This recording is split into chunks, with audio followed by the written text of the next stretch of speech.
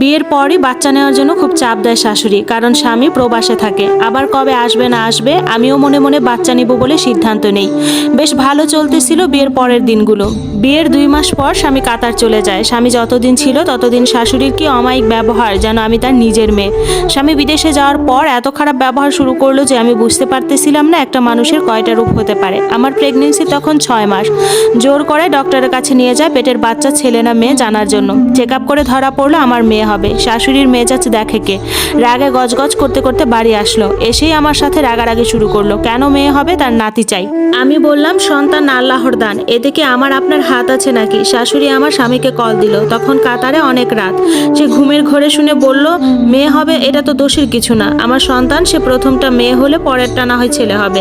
শাশুড়ি তো আরও রেগে গেল, একরকম হুমকি দিয়েই বলল এ বাচ্চা কেমনে দুনিয়ায় আসে আমিও দেখব।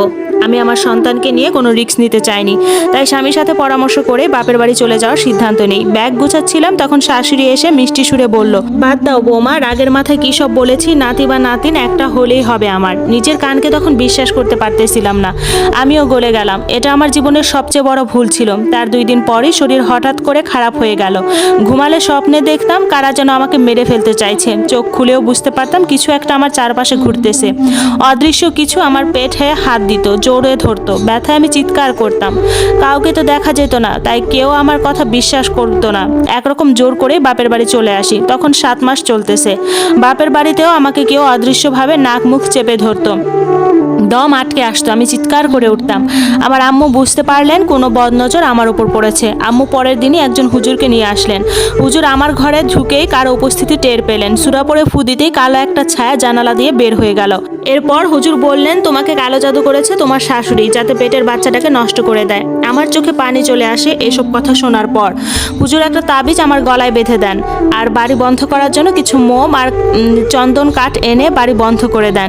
তারপর 1 সপ্তাহে বেশ ভালোই কাটতেছিল। আমার স্বামীকে বারবার বলতাম তুমি দেশে আসো। সে বুঝাতো টাকা লাগবে, সামনে আসলে চলবে না, কিন্তু সে কোনোভাবে বিশ্বাস করতো না তার মা আমাকে কালো জাদু করেছে।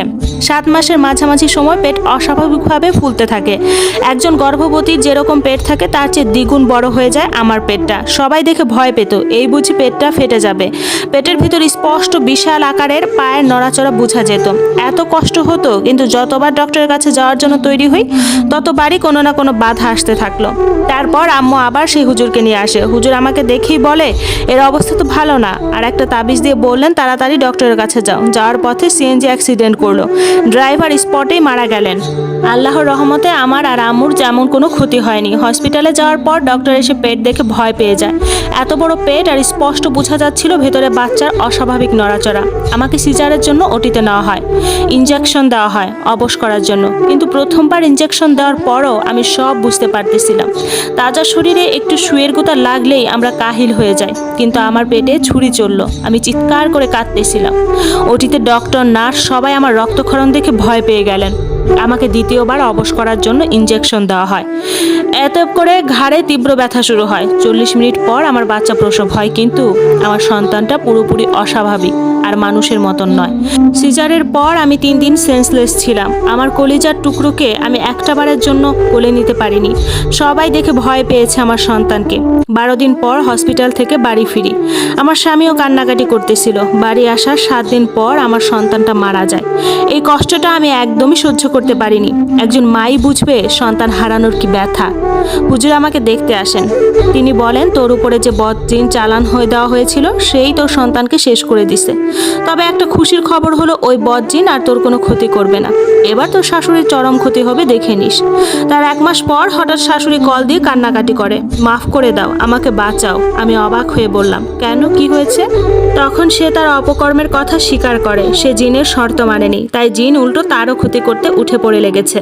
আমি সবটা শুনে চুপচাপ ফোন কেটে দেই। যে আমার সব কেড়ে নিল তাকে কি করে ক্ষমা করি? তার 2 দিন পরেই আমার ননদ কল দিয়ে জানায় শাশুড়ির পুরো শরীর হঠাৎ করে অবশ হয়ে গেছে, বারবার আমাকে দেখতে চাচ্ছে।